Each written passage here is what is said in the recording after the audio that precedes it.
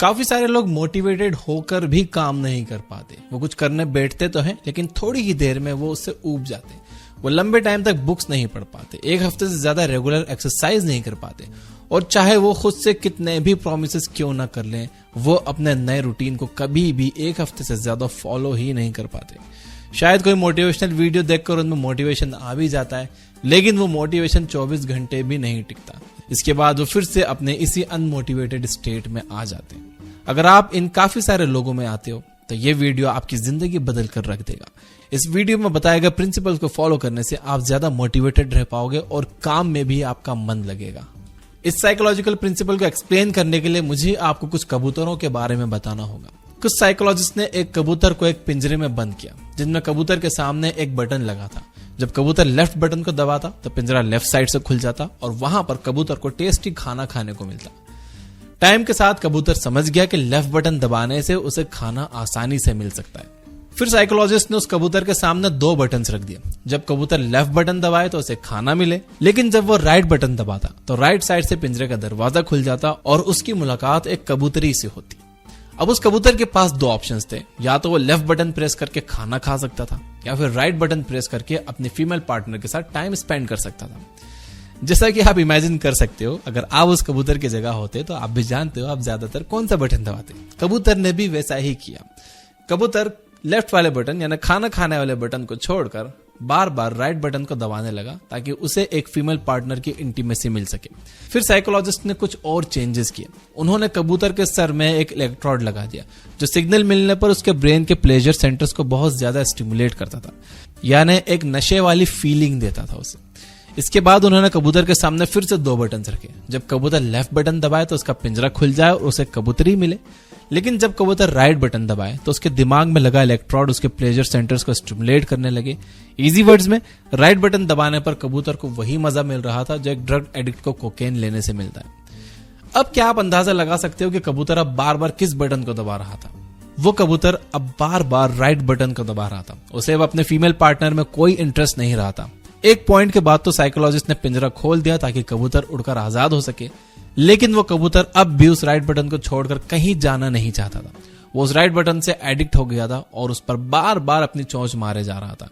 Interesting बात यह है कि कुछ टाइम के बाद साइकोलॉजिस्ट ने कबूतर के दिमाग से इलेक्ट्रोड्स निकाल दिए। मतलब अब बटन दबाने से उस कबूतर को कोई मजा नहीं मिल रहा था, लेकिन वो कबूतर फिर भी पागलों की तरह उसी बटन को दबाता जा रहा था। इन अदर वर्ड्स, द कबूतर वॉज फक्ड। अब आप एक कबूतर से कई ज्यादा गुना स्मार्ट हो, लेकिन कुछ एस्पेक्ट्स में आपका दिमाग भी कबूतर की तरह काम करता है। नेचुरली हम उस काम को बार बार करना चाहते हैं जिसमें हमें डोपामीन मिले। डोपामीन को आप अपने दिमाग का प्लेजर केमिकल कह सकते हो। खुजली खुजाने से लेकर ड्रग्स लेने तक जिस भी काम से आपको प्लेजर मिलता है उसमें डोपामीन का हाथ होता है। हमें पढ़ने से ज्यादा डोपामीन मूवी देखने में मिलता है, इसलिए हम बुक्स कम पढ़कर मूवीज ज्यादा देखते हैं। हमें मूवी से ज्यादा मजा पॉर्न में मिलता है, इसलिए पॉर्न देखने की तलब मूवी देखने से कहीं ज्यादा होती है। और ड्रग्स जैसे कोकेन, एमडीएमए और एलएसडी हमारे दिमाग में सबसे ज्यादा डोपामीन रिलीज करते हैं, इसलिए जिन्हें इनकी लत लग जाती है वो घर से पैसे चुराकर, गैंगस्टर से उधार लेकर, अपनी जान खतरे में डालकर भी इसे लेने की कोशिश करते हैं। प्रॉब्लम सिर्फ यही नहीं है कि इन चीजों की आपको लत लग जाती है, प्रॉब्लम यह है कि ये चीजें आपके डोपामीन का टॉलरेंस लेवल बढ़ा देती है। आसान शब्दों में कहूं तो इनसे एडिक्ट होने से पहले जिन छोटे कामों को करने में आपको मजा आया करता था, इनसे एडिक्ट होने के बाद उन छोटे कामों में आपको बिल्कुल मजा नहीं आएगा।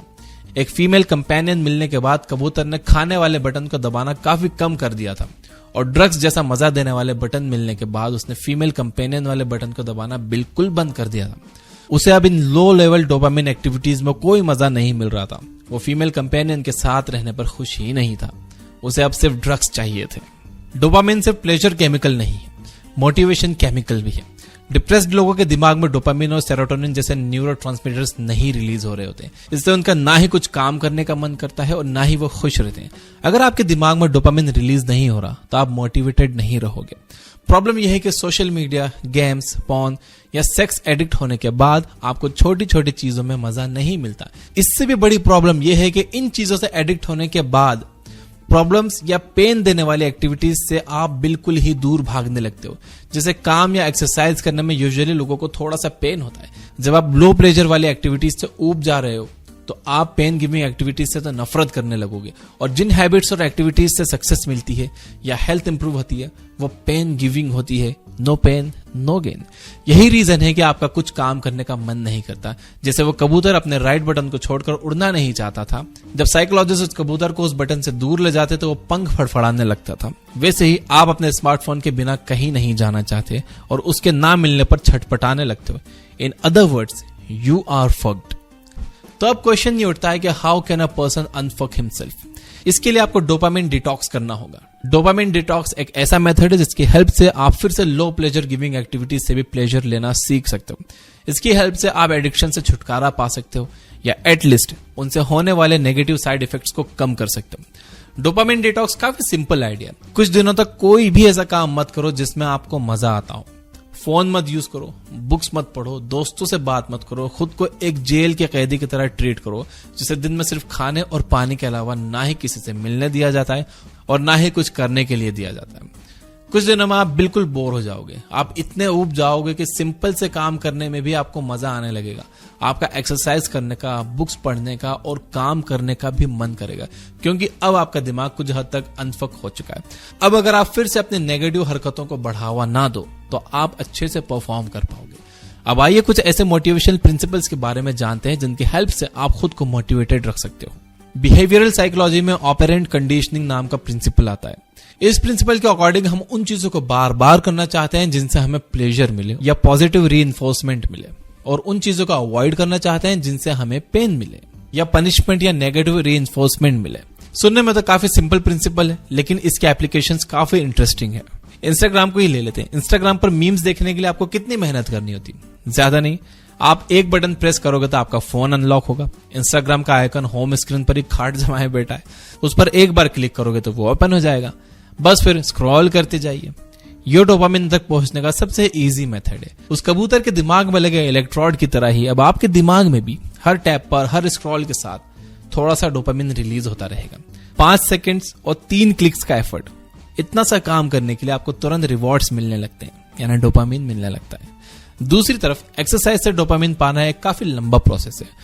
आप आज एक्सरसाइज करोगे तो 1 साल के बाद कहीं जाकर आपकी बॉडी में नोटिसेबल चेंजेस आएंगे। 2-3 दिन तो आपकी बॉडी में क्रैम्प्स रहेंगे और आपको पेन होगा। ये काम करने के लिए एक तरह से आपको एक छोटी सी पनिशमेंट मिल रही है। सेम चीज वर्क में भी अप्लाई होती है। आज काम करना स्टार्ट करोगे तो कुछ सालों के बाद आपको उसका रिजल्ट मिलेगा। इसलिए इन चीजों को करने का मन नेचुरली नहीं करता। इसके लिए आपको खुद को मोटिवेट करना होता है। आपको नेगेटिव चीजों को करना हार्ड बनाना होगा और पॉजिटिव चीजों को इजी बनाना होगा। फॉर एग्जाम्पल, अगर इंस्टाग्राम से आपका बिजनेस नहीं चलता, उससे आपको कोई काम नहीं होता है, तो उसे अनइंस्टॉल कर दो। हर वो ऐप अनइंस्टॉल कर दो जो आपके लिए एक डिस्ट्रैक्शन है। अगर कभी आपका उसे बहुत ज्यादा यूज करने का मन करे और आपके पास कोई काम ना हो तो आप उसे इंस्टॉल कर लो। लॉग इन कर आप उसे थोड़ी देर यूज कर लो और फिर तुरंत ही अनइंस्टॉल कर दो। इस तरह से जहां पहले आप 5 सेकंड्स और 3 क्लिक्स में इंस्टाग्राम ओपन कर रहे थे, अब आपको कम से कम 5 मिनट तक वेट करना होगा। आप प्ले स्टोर खोलोगे, इंस्टाग्राम डाउनलोड करोगे, लॉग इन करोगे। ये काम जब थोड़ा हार्ड हो जाएगा तो आप ऑटोमेटिकली इसे कम करोगे। इसी सेम प्रिंसिपल का यूज आप अपने सारे एडिक्शंस को हार्ड बनाने के लिए भी कर सकते हो।